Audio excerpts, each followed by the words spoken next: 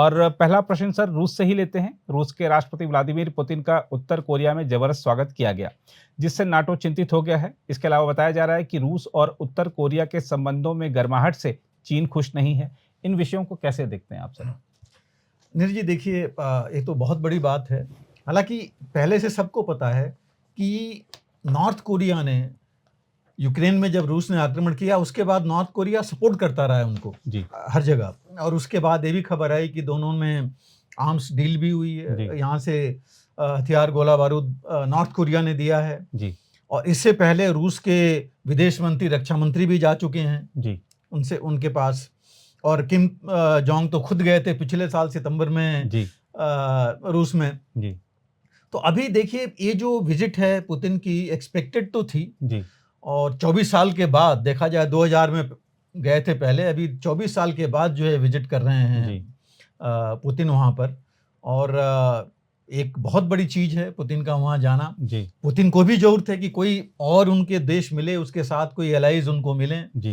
Iran तो उनके साथ है ही, चीन चलिए है ही, तो इस तरह वो भी ढूंढ रहे हैं। तो वहाँ गए और उनका वास्तव में बहुत भव्य स्वागत हुआ। जी। जिस तरह उनका मिलिट्री परेड हुई, उनका गार्ड ऑफ ऑनर दिया गया, रेड कारपेट दी गई। इनफैक्ट वेस्ट ने तो ये भी कहना शुरू किया कि गरीब देश जो है इतना ज़्यादा पैसे खर्च कर रहा है स्वागत करने में। जी। तो काफ़ी अपनी तरफ से उन्होंने काफ़ी स्वागत किया उनका। और पुतिन उस लिमोजिन को चला भी रहे जिसमें वो किम जोंग उन बैठे हुए। बिल्कुल, देखिए वो ले जाकर के प्रेजेंट किए उनको। उन्होंने दिया एक लिमोजिन उनको, वारस जो है पहले भी शायद एक उन्होंने दिया था, तो ये ले गए थे वहाँ उनको देने के लिए। तो ये जो है एक बहुत बड़ी चीज है खास करके नॉर्थ कोरिया के लिए, बिकॉज नॉर्थ कोरिया को भी सपोर्ट चाहिए था। और एक चीज और हमें देखना पड़ेगा कि नॉर्थ कोरिया कमजोर नहीं हुआ है, मिसाइल टेस्टिंग करता रहा अपना वो। जापान और साउथ कोरिया को वो हमेशा डराता रहा। और ये देखिए पहली बार था जब ट्रंप राष्ट्रपति थे, 2 मीटिंग हुई किम जोंग से। 2 मीटिंग्स हुआ लेकिन नतीजा कुछ नहीं निकला। इसका मतलब अमेरिका भी कुछ नहीं कर पाया इसको, इतने सैंक्शंस और बाकी चीजों को लेकर के। और इन सैंक्शंस की देखिए पूरे सारे सैंक्शंस लगने नहीं दिए रूस और चीन ने भी। तो ये चीजें कुछ थी जो कि माहौल बदल रहा था। और जब रूस को जरूरत पड़ रही थी वेपन्स क्या, एमिनिशन की, खास करके गन्स के लिए चाहिए था, शेल्स और गोला बारूद, रॉकेट्स के लिए चाहिए था, छोटे ड्रोन्स चाहिए थे, छोटे मिसाइल्स थे, वो गई हैं नॉर्थ कोरिया से। ये मतलब अमेरिका और नाटो का कहना है, ये तो एक्नॉलेज करेंगे नहीं, बट ये चीज़ थी। और जैसे मैंने कहा रूस के फॉरेन मिनिस्टर और डिफेंस मिनिस्टर ऑलरेडी विजिट किए थे यहाँ पर। और जो रूपरेखा आगे की जो अभी बात हुई है वहाँ पर तैयार हुई थी, तो एक बहुत बड़ा फैक्टर है वहाँ। अब जो मेन हाइलाइट्स हैं देखिए उसमें क्या था। एक तो ये पुतिन ने जो वहाँ पर बोला है कि जो सैंक्शन इम्पोज किए हैं इन्होंने, वेस्ट ने या अमेरिका और नाटो ने इनके ऊपर, नॉर्थ कोरिया के ऊपर, वो जो हैं बहुत हार्श हैं और उसका रिव्यू होना चाहिए यूएन सिक्योरिटी काउंसिल में। तो ये एक चीज़ उन्होंने वहाँ पर बोली है जो बहुत ही जो नॉर्थ कोरिया भी चाहता है, उनके लिए बहुत फर्क पड़ने वाला है उससे। दूसरा जो इनकी मेन जो एक चीज़ थी, इन्होंने जो ये कॉम्प्रिहेंसिव ये पार्टनरशिप साइन की है दोनों में, डिफेंस और ट्रेड में, वो भी एक बहुत बड़ी चीज़ है। और उसमें ये भी है कि अगर एक दूसरे के ऊपर कोई दूसरा देश अगर हमला करता है तो उसमें एक दूसरे की मदद करेंगे। तो एक तरह से जो नाटो में है वही एक तरह से इन्होंने आपस में अपने ऊपर किया हुआ है। इसका मतलब कि अगली बार अगर कोई भी नाटो देश, अमेरिका अगर धमकी देता है नॉर्थ कोरिया को, तो उसको सोचना पड़ेगा इसको लेकर के। और उन्होंने यहाँ तक बोला है पुतिन ने कि जो ये मिलिट्री और टेक्नोलॉजिकल हमारा ये एग्रीमेंट है, ये बेसिकली कोऑपरेट कर रहे हैं एक दूसरे से कि पीसफुल एग्जिस्टेंस के लिए कि शांति हमारे यहाँ बनी रहे। तो ये चीज़ें इन्होंने की उनके साथ। पुतिन ने तो एक तरह से कहा जाए तो क्लियर कर दिया है। लेकिन इससे पहले अगर आपको याद हो, जब किम जोंग गए थे रूस में, तो वहाँ पर उन्होंने उनके न्यूक्लियर एस्टेब्लिशमेंट्स में भी जाके देखा था। और तब से ये कहा जा रहा था कि इंटरेस्टेड हैं नॉर्थ कोरिया इनसे न्यूक्लियर टेक्नोलॉजी लेने के लिए, और ख़ास करके न्यूक्लियर सबमरीन्स के लिए। तो किम जोंग ने भी यही बोला है कि ये टोटली पीसफुल है, हम शांति के लिए इस तरह के कोऑपरेशन कर रहे हैं कि हमें शांति बने रहे। और इन्होंने बोला है कि हमारे में कोई हिचकिचाहट नहीं। इन्होंने कहा कि no hesitation in supporting each other, कोई हिचकिचाहट नहीं है, हम एक दूसरे को सपोर्ट करेंगे। और नॉर्थ कोरिया देखिए उसको ज़रूरत है missile, long range missile technology की, हालांकि वो खुद ही बना रहा है, काफ़ी कुछ टेस्टिंग उसने किए हुए हैं। न्यूक्लियर एक बहुत बड़ी चीज़ है, क्योंकि हर देशों को लगा कि न्यूक्लियर टेक्नोलॉजी जो है मिलनी चाहिए, हाथ में होनी चाहिए, तभी फ़र्क पड़ेगा। तो दूसरी चीज़ ट्रेड की भी देखिए बहुत इंपॉर्टेंस है, क्योंकि आजकल इसमें कोई शक नहीं है, सैंक्शंस का फ़र्क तो नॉर्थ कोरिया में बहुत है, सैंक्शंस का असर रूस पर भी है, लेकिन रूस का इकॉनमी आगे बढ़ रही है सैंक्शंस के बावजूद। अभी देखिए IMF ने फोरकास्ट किया है 3 दिन पहले कि रूस की जो ग्रोथ है वो 3.2% या इससे ज़्यादा हो सकती है, जो कि वर्ल्ड की मेजर इकॉनमीज हैं उससे ज़्यादा रहेगा जी। तो वो भी एक बड़ी बात है, और इसका फ़ायदा हो सकता है नॉर्थ कोरिया को भी मिले, क्योंकि नॉर्थ कोरिया को फूड की ज़रूरत है, ये रूस से आ सकता है, एनर्जी की ज़रूरत है, ऑयल और बाकी चीज़ें वो वहाँ से आ सकता है जी। इनको नॉर्थ कोरिया को जो सैंक्शन के मुताबिक सिर्फ 50,000 बैरल पर डे ले सकता है, इंपोर्ट कर सकता है, अब हो सकता है और ज़्यादा मिल जाए जी, रूस से मिल सकता है।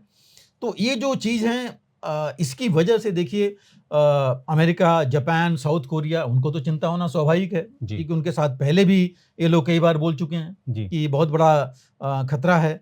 और इसके अलावा देखिए साउथ कोरिया ने तो साउथ कोरिया को तो बहुत बड़ी चिंता है, उसने वार्निंग दे दी है कि भाई कुछ पता नहीं कि लड़ाई कैसे छिड़ सकती है, क्योंकि वही इनका एक मुद्दा रहेगा एंगेज करने के लिए यहाँ पर। तो ये जो है चीज़ बड़ी इम्पॉर्टेंट हो जाती है कि अगर नॉर्थ कोरिया अब चूंकि उसको भी सपोर्ट बेस मिल गया है जी, तो वो जो पहले दिखा रहा था बहुत ज़्यादा दिखाएगा अपने आप को जी। तो ये फ़र्क पड़ेगा ही, वहाँ पर असर पड़ेगा इसके ऊपर। और उसने देखिए काफ़ी मिसाइल टेस्टिंग की है इस बीच में। तो ये सब चीज़ें जो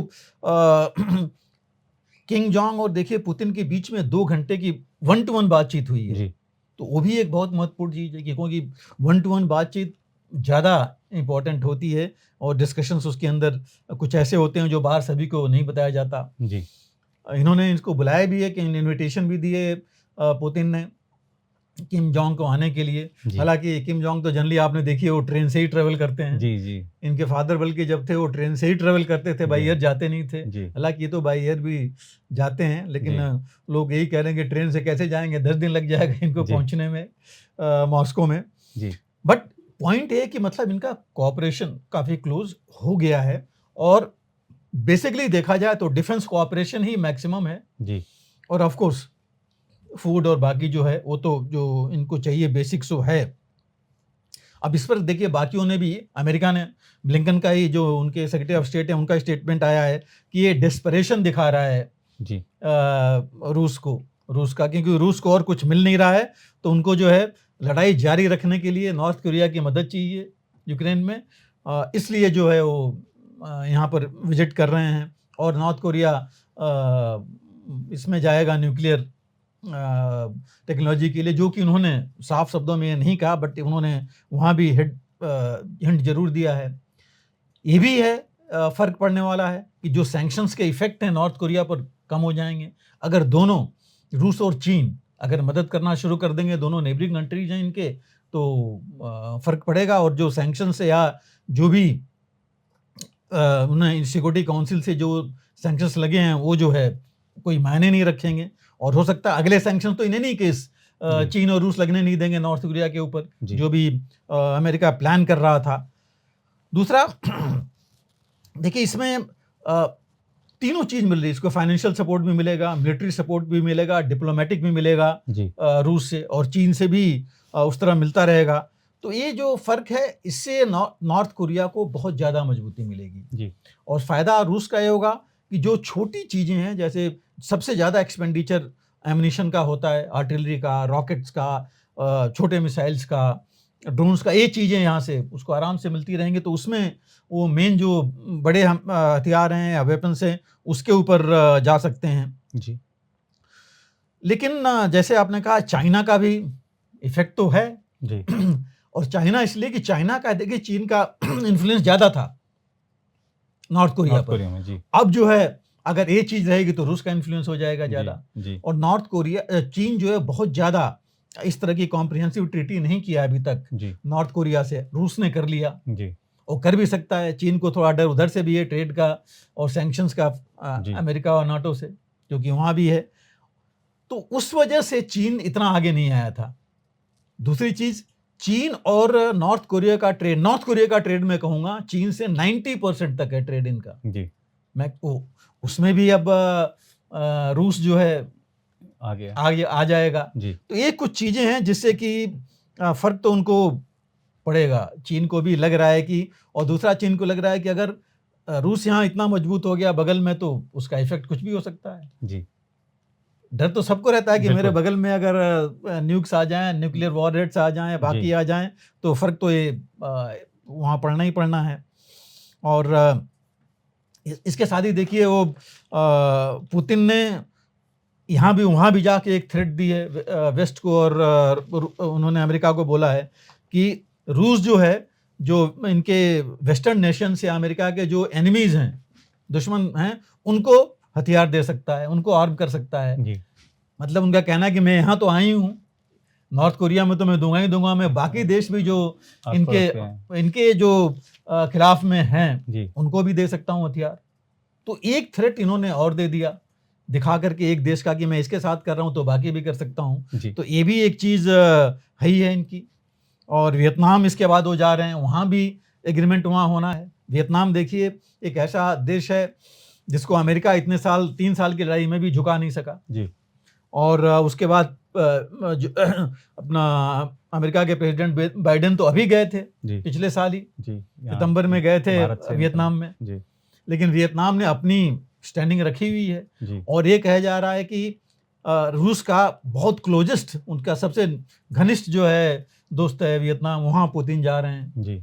तो इस तरह करके पुतिन भी अपनी घेराबंदी जहाँ तक हो रही है वो कर रहे हैं। और इसका जो विश्व की जो ये रणनीतिक पटल है उस पर फर्क तो पड़ेगा जी। नाटो को, वेस्ट को और अमेरिका को चिंतित होना पड़ेगा इसके लिए जी। बिल्कुल सर। अगर आप भी लेना चाहते हैं देश दुनिया की तमाम जानकारी तो आज ही सब्सक्राइब करें हमारे चैनल को। साथ ही नीचे दिए बेल आइकन को जरूर दबाएं ताकि हर अपडेट आप तक पहुंच सके।